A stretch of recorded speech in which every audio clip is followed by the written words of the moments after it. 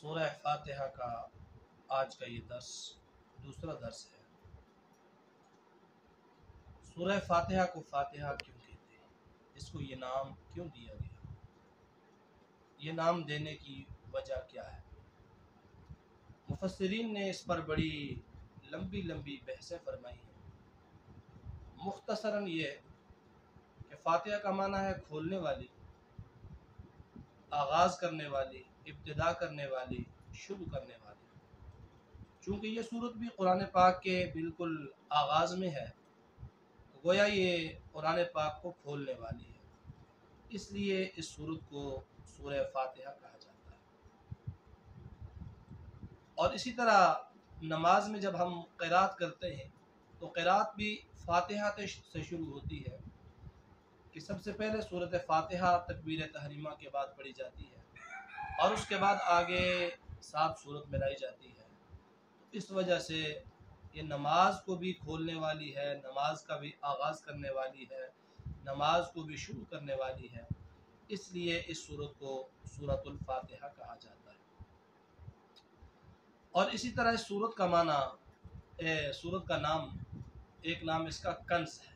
کنز کہتے ہیں مخفی خزانے کو، اور سورہ فاتحہ کے اندر بھی علوم اور معارف کے بہت سارے خزانے چھپے ہوئے ہیں۔ خود جناب نبی اکرم صلی اللہ علیہ وسلم کا فرمان ہے کہ اللہ تعالیٰ نے مجھے عرش کے 3 خزانے خاص طور پر عطا فرمائے، جو کسی اور کو نہیں ملے، صرف مجھے ملے عرش کے 3 خزانے۔ اور فرمایا کہ ایک سورہ فاتحہ ہے، دوسری آیت الکرسی ہے، اور تیسرا لا حول ولا قوت الا باللہ۔ یہ 3 اللہ نے اپنے خزانے خاص سے مجھے مرحمت فرمائے، تو اس لیے اس سورت کو سورۃ الکنز بھی کہا جاتا ہے۔ اس سورت کا نام سورہ دعا بھی ہے، سورہ فاتحہ کا نام سورہ دعا بھی ہے۔ علامہ ابن کثیر رحمہ اللہ نے تفسیر ابن کثیر کے اندر 26 نام گنوائے، تو دعا اس میں دعا کا تذکرہ ہے۔ اہدنا الصراط المستقیم، پہلے اللہ کی تعریف ہے، الحمدللہ رب العالمین الرحمن الرحیم مالک یوم الدین ایاک نعبد و ایاک نستعین، آگے اہدنا الصراط المستقیم، تو صراط المستقیم کی دعا ہے، اس لیے سورت کو سورۃ الدعا بھی کہا جاتا ہے۔ اور ایک نام اس سورت کا ہے سورہ اساس۔ اساس کا معنی ہوتا ہے بنیاد، اساس کا معنی ہوتا ہے جڑ۔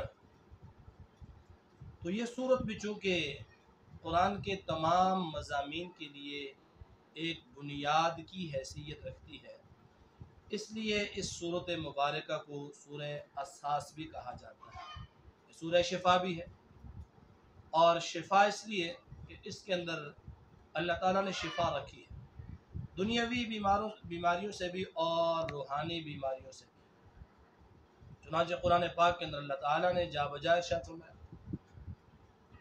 اور کئی مقامات پر اللہ تعالیٰ نے اس کا تذکرہ کیا، وَشِفَاءٌ لِّمَا فِي الصُّدُورِ، ما هو شفاء و موعظہ، مختلف الفاظ کے ساتھ ذکر کیا، اس لیے اس کو سورہ شفا بھی کہا جاتا ہے۔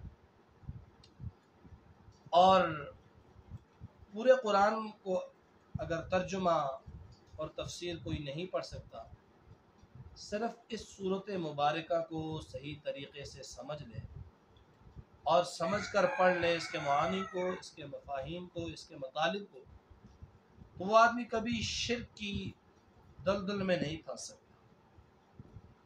اور اسی طرح سورت کا نام کافیہ بھی ہے، وافیہ بھی ہے، شافیہ بھی ہے، سورہ شکر بھی ہے، اور سورہ ام القرآن بھی کہا جاتا ہے فاتحہ۔ ام القرآن، قرآن کی ماں، ام القرآن، قرآن کی بنیاد، بنیاد کو بھی کہا جاتا ہے، جو ہے وہ ماں کو بھی کہا جاتا ہے، اور مرکز کو، مغز کو، نچوڑ کو بھی کہا جاتا ہے۔ تو اس سورت کو سورہ ام القرآن اس لیے کہا جاتا ہے کہ پورے قرآن کے مضامین کا خلاصہ، نچوڑ اور مغز اللہ تعالیٰ نے اس سورت مبارکہ کے اندر رکھ دیا۔ یا ام القرآن اس لیے کہا جاتا ہے کہ جس طرح ماں ہے،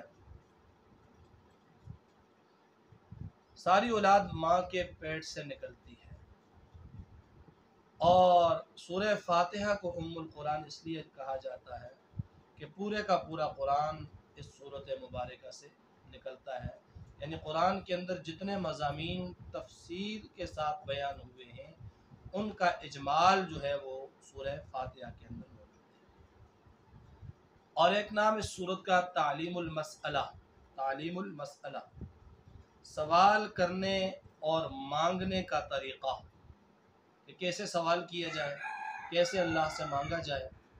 تو مانگنے اور سوال کرنے کا طریقہ اللہ نے اس صورت میں بتا دیا، تو اس لیے اس کو تعلیم المسئلہ بھی کہا جاتا ہے۔ تو کیا خوب طریقہ اللہ نے بتایا۔